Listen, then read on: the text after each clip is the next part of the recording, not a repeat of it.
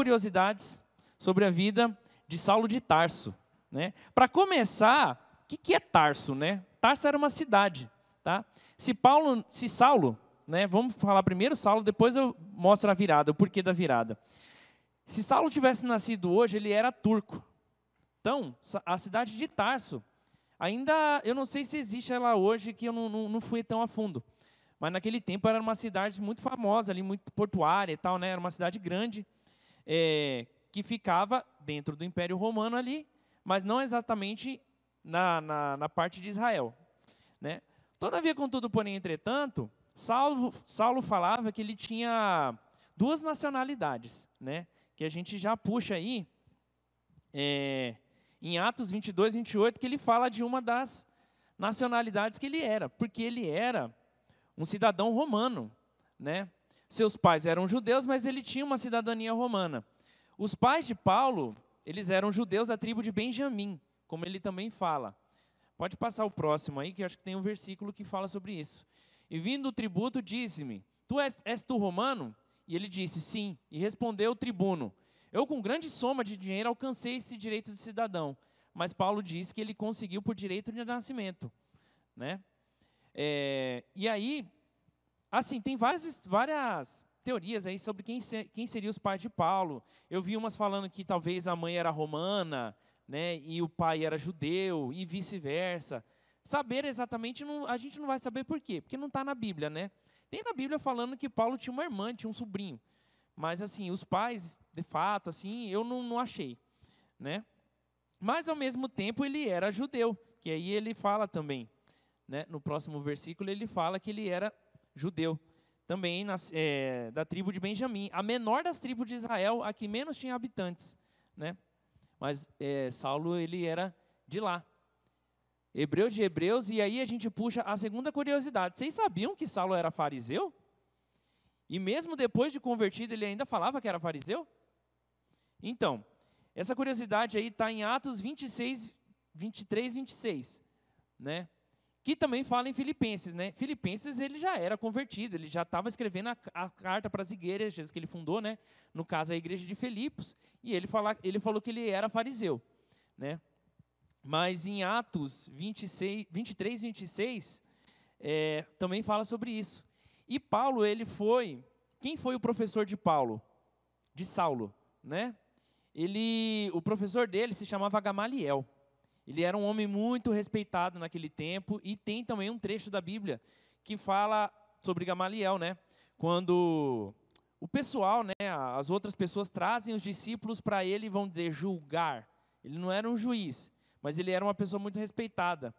E aí Gamaliel falou, olha, a gente tem que tomar cuidado com a gente tomar a vida desses homens. Por quê? Passou tal pessoa, Judas alguma coisa, juntou um monte de gente, depois que ele morreu todo mundo se espalhou. Aí apareceu um outro também que juntou um monte de gente, depois que ele morreu todo mundo se espalhou e acabou. Só que assim, nesse tempo Jesus já tinha morrido. E a igreja estava começando, e ela estava começando forte. E Gamaliel foi sábio de falar, a gente tem que tomar cuidado com o que a gente mexe, com a vida deles, porque se for uma obra de Deus, a gente está indo contra Deus. Um fariseu falando isso, né? Esse fariseu era o professor de Saulo, né? E a gente sabe depois, ele falou lá em Atos 5, né? Não vou ler aqui, mas depois se você quiser ler em Atos 5. Gamaliel foi sábio, e ele tinha razão nisso daí. A terceira curiosidade é sobre essa mudança de nome, né? Por que Saulo e por que Paulo? Não é dois nomes. Na verdade, Saulo é um nome hebraico, que, na verdade, também, vocês sabem que Israel passou na mão de vários impérios, passou por lá, o idioma muda. Então, Saulo é a mesma coisa que Saul. Então, Saulo, ele era, vamos dizer, xará do primeiro rei de Israel, que era Saul. Também poderia ser chamado de Saul. E muita gente pensa, e eu também já pensei, que ele mudou de nome quando ele se converteu. E aí, ele mudou o nome dele para mostrar que ele teve uma mudança na vida dele, então ele mudou o nome. Mas não, tem nada a ver. Eu também achava. Por que ele mudou o nome? Não é que ele mudou o nome. Quando ele começou as viagens dele para fora de Israel, porque não era comum, os judeus e os discípulos, eles pouco pregaram fora de Israel, pouco divulgaram a palavra de Deus fora de Israel. Quem realmente fez a diferença pregando o evangelho por todo o Império Romano foi Paulo. Eu até estava lendo hoje, falando, no meio do estudo, né, falando sobre a morte de Paulo e tal. Se ele não tivesse morrido ali naquele tempo, ele ia pregar na Espanha. Quão longe ele estava de Israel, ele queria ir. Ele falava que a vontade dele era pregar na Espanha. Mas ele não chegou até lá, né? Mas, enfim, ele mudou o nome dele porque Paulo é um nome grego. Então, é o mais próximo que ele tinha ali de Saulo. A mudança de nome foi só para ficar mais fácil para o pessoal dos outros países chamar ele, né? Essa é uma curiosidade que eu fui saber depois também. Tanto é que, quando Saulo se converteu, vocês lembram, né, como é que é a conversão de Saulo? Ele estava indo para Damasco, e aí Jesus aparece para ele no meio da estrada, ele fica aterrorizado, e aí Jesus fala para ele, Saulo, Saulo, por que você me persegue? Ele não chama de Paulo, ele chama de Saulo. Depois que Saulo saiu dali, e ele passou lá na casa de Ananias, se eu não me engano, ele foi batizado como Saulo, e as primeiras pregações dele também foi como Saulo, né? Então, a mudança de nome dele não tem a ver com a conversão dele. E a quarta curiosidade aí, é que apesar de não ter relato bíblico sobre isso, vocês imaginam, passaram pela cabeça de vocês que Saulo conheceu a Jesus? Ele conhecia Jesus, pessoalmente. Talvez ele não tenha falado com Jesus, mas naquelas pregações que Jesus fazia na sinagoga, com certeza Saulo estava ali ainda, pregando. Só que não é bíblico isso, né? Mas às vezes a gente fala que as pessoas, em vez de vir pelo amor, vêm pela dor. E foi mais ou menos o que aconteceu com Saulo, né? Mas essa aí não foi a primeira menção dele na Bíblia. A primeira menção da Bíblia de Saulo foi na morte do primeiro mártir. A primeira pessoa que morreu por amor a Cristo. Vocês sabem quem foi, né? Quem que foi? Os adolescentes aí. Quem que foi o primeiro que morreu por amor a Cristo? Foi Estevão. Foi Estevão. Ele que morreu, né? Quando Estevão... Rapaz, esse não pode me fazer passar vergonha, não. Agora estão fazendo uma série de mensagens agora, que a gente está fazendo com eles, que é dando um panorama. Na verdade, é uma mensagem dos PEDs que eu estou passando para eles, né? Um panorama ali do Antigo Testamento, e a gente vai passando para eles os acontecimentos bíblicos e tal. Uma coisa que o Estevão falou, só fazendo um parênteses aí, a gente está fazendo os cultos na praça mesmo, a gente já fez 2 cultos, e a gente vai fazer mais um. O primeiro culto que a gente fez, teve uma outra igreja, ficou sabendo que a gente ia fazer um culto lá, pediu para participar, e aí eles participaram junto com a gente fez um louvor ali na Zarara, fizemos uma mensagem, apareceu gente ali, em volta ali que chegou perto da gente, começou a cantar, a louvar, a gente distribuiu os livros. Por quê? Porque a gente está nesse mês de evangelização, né? O foco da igreja é o evangelismo, né? E até um pouco dessa mensagem também quer dizer um pouco sobre o evangelismo, né?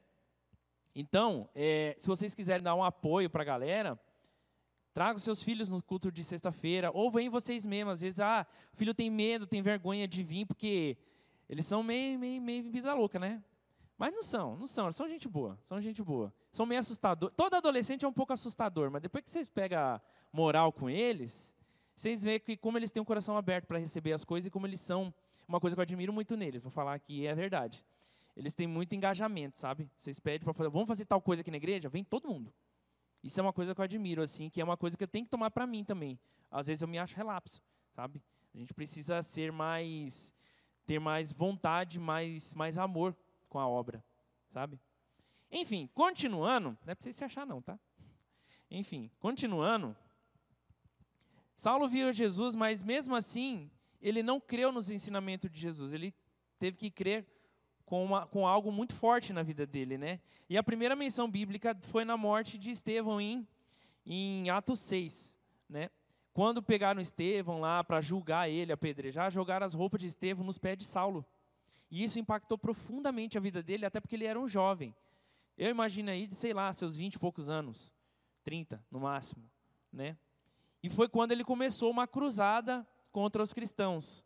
Eu penso assim, Saulo sempre foi uma pessoa muito, eu não sei se é exatamente essa palavra, mas eu costumo usar entre os amigos assim, de falar que Saulo era muito bitolado, sabe? Quando o Saulo botava alguma coisa na cabeça para fazer, ele ia até as últimas consequências.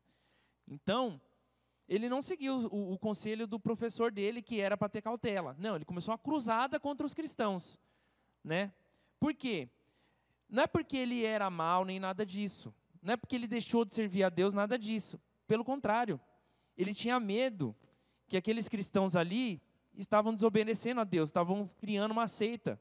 O amor a Deus, a ele, deixou ele cego de quem era realmente, que o Messias já tinha chegado e ele não tinha percebido, né?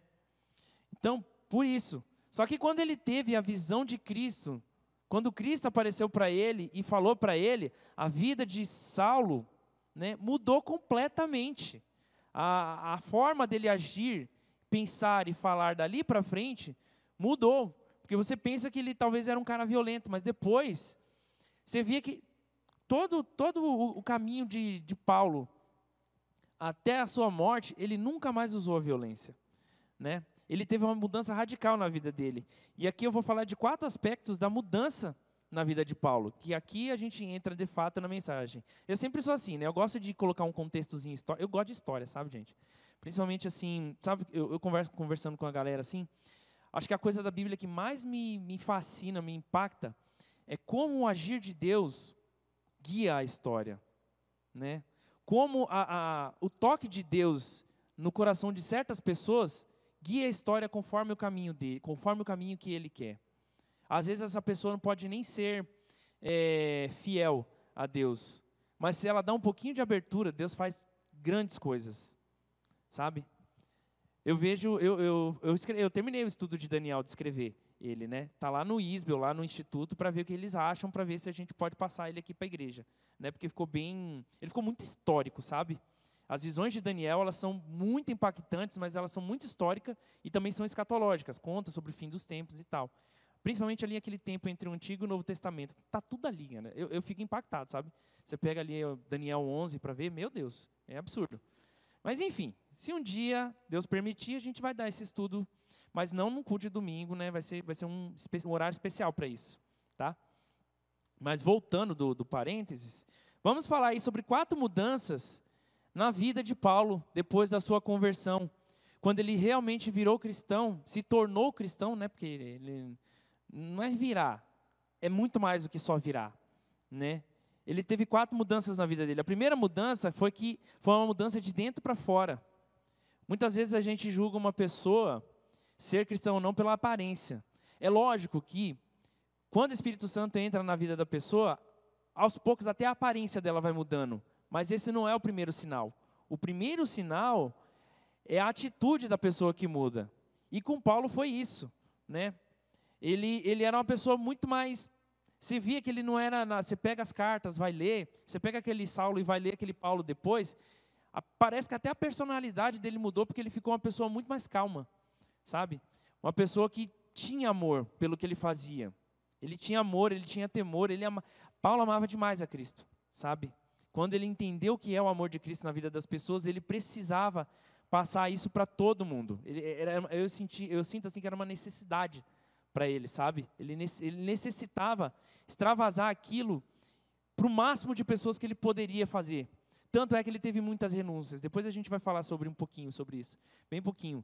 Ele nunca mais foi violento, ele nunca mais quis ferir mais alguém, sabe? A mudança dele foi forte, foi grande, foi poderosa. A segunda mudança, a segunda característica na mudança da vida de Paulo é que essa não foi uma mudança onde não cabe hipocrisia, sabe? Esse era o problema de Jesus com os fariseus. O problema de Jesus com os fariseus não era porque eles levavam muito ao pé da letra as leis de Moisés. Tanto é que tinha algumas coisas dos fariseus que os cristãos também concordavam. Os fariseus, eles acreditavam na ressurreição dos mortos, que um dia o Messias iria voltar para buscar nós, para nos buscar. Os fariseus acreditavam que existem os anjos que estão aí, né? Tem várias funções. Um anjo pode ser um mensageiro, pode ser um adorador, ele pode ser um guerreiro, pode ser muita coisa, né? Os fariseus acreditavam nisso também, tanto quanto nós. O problema era a hipocrisia, sabe?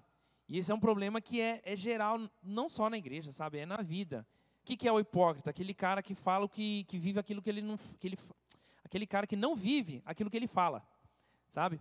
Faz o que eu mando, mas não faça o que eu faço. Esse é o lema do hipócrita. E esse era um problema que tinha ali entre alguns líderes fariseus. Porque eles levavam a religiosidade, as regrinhas ao pé da letra, mas não era com o coração dele. Era o que Jesus falava lá na passagem que teve da viúva pobre. O cara pegava aquele monte de dinheiro, e ali, antigamente era tipo uma bacia, né? Que tinha uma bacia de bronze, que fazia muito barulho. Naquele tempo não tinha nota, né? O dinheiro era só em moedas. Eles catavam uma bolsinha de dinheiro e faziam assim, para todo mundo ver que ele estava soltando um monte de dinheiro ali dentro. Gente, parece ridículo para a gente, né? Mas tinha. Ou tinha aqueles que quando ele ia orar, ele fazia aquele estardalhaço para todo mundo ouvir. Sabe? Para todo mundo ver, meu Deus, como esse homem é santo. E não é assim. Deus ouve a gente principalmente no quarto vazio, no quarto sozinho. Sabe? Porque ali você não precisa se mostrar para ninguém. Ali você pode só se derramar para Cristo. Você não precisa ter nem vergonha de falar, de se derramar, de expor os seus problemas para Cristo. Essa oração Deus valoriza muito mais. E na mudança de Paulo não cabia hipocrisia. Como é que ele ia ser um hipócrita, sendo que ele, com tanta mudança que teve na vida dele, né? Quando você só segue as regras por imposição, isso não é ser cristão, isso é ser religioso.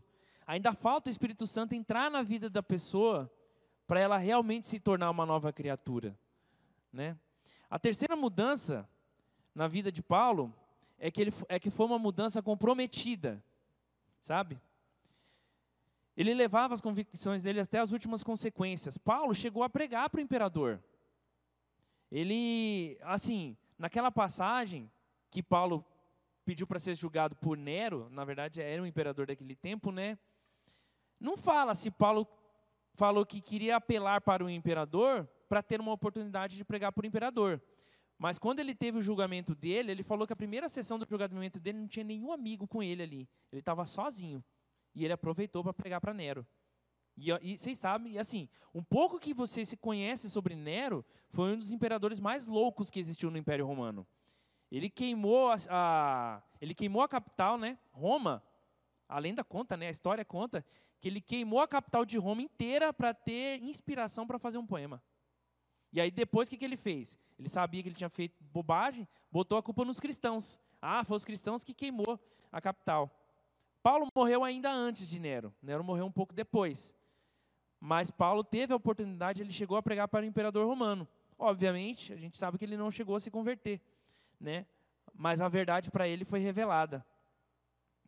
Paulo sabia que precisava mostrar ao mundo que Jesus pode fazer na vida de uma pessoa que o conhece em espírito e em verdade.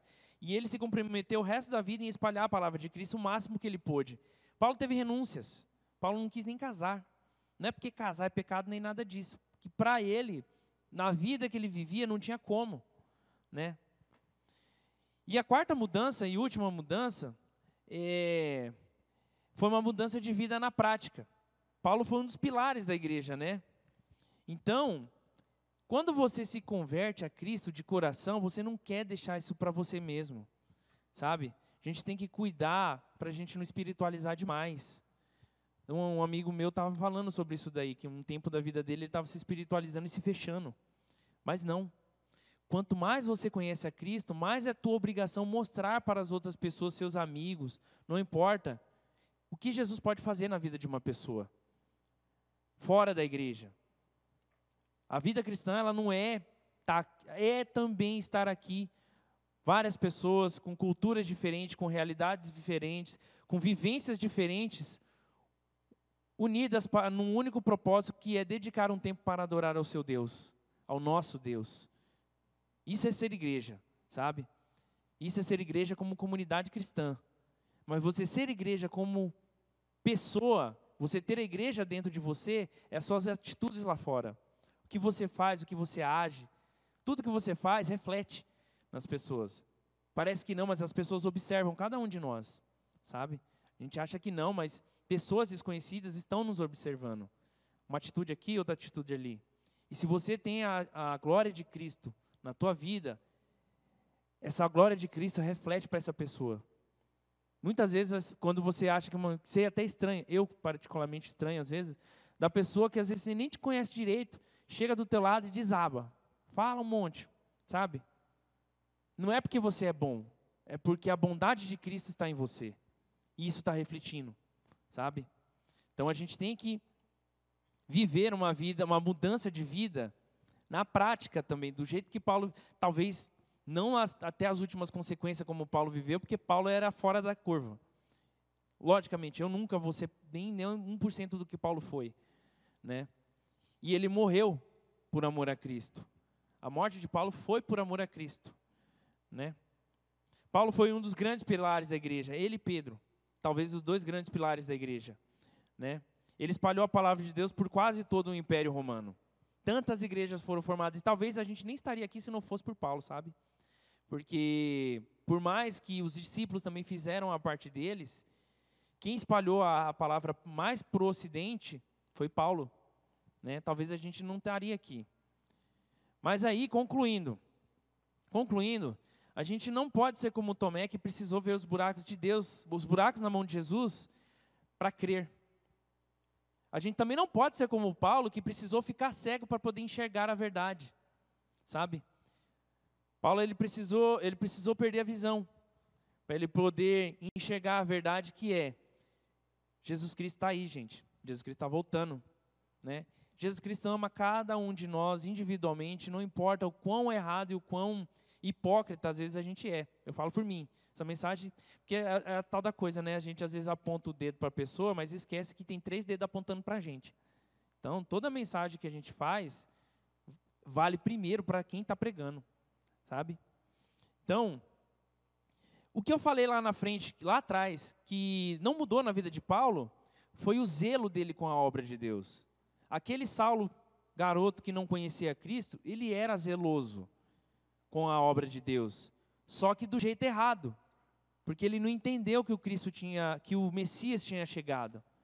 Mas depois que ele entendeu que o Messias tinha chegado, ele fez tudo o que ele pôde para poder mudar o coração das pessoas e entender o que ele entendeu também, né? Então fica essa mensagem e fica um último versículo dele aí para Filipenses, em Filipenses 3, 7 e 8, para encerrar, né? Mas o que para mim era ganho, reputei-o por perda por Cristo. E, na verdade, tenho também por perda todas as coisas, pela excelência do conhecimento de Cristo Jesus, meu Senhor, pelo qual sofri a perda de todas essas coisas, mas considero como escória, para que possa ganhar a Cristo. O que Paulo quis dizer aqui? Ele perdeu muito. Paulo perdeu todos os amigos que ele tinha na infância, ele perdeu a igreja que ele amava, ele nem chegou a se casar, a ter filhos, a formar uma família. Por quê? Por amor a Cristo. E mesmo assim ele considerou isso nada perto do que ele ganhou, tendo Cristo no coração dele, sabe? Acho que é essa a principal lição aqui que a gente tem que ter. A gente tem que aprender a amar, a gente tem que aprender a renunciar, a gente tem que aprender a viver os caminhos de Cristo todos os dias na nossa vida. Vale para mim em primeiro lugar. Amém, igreja?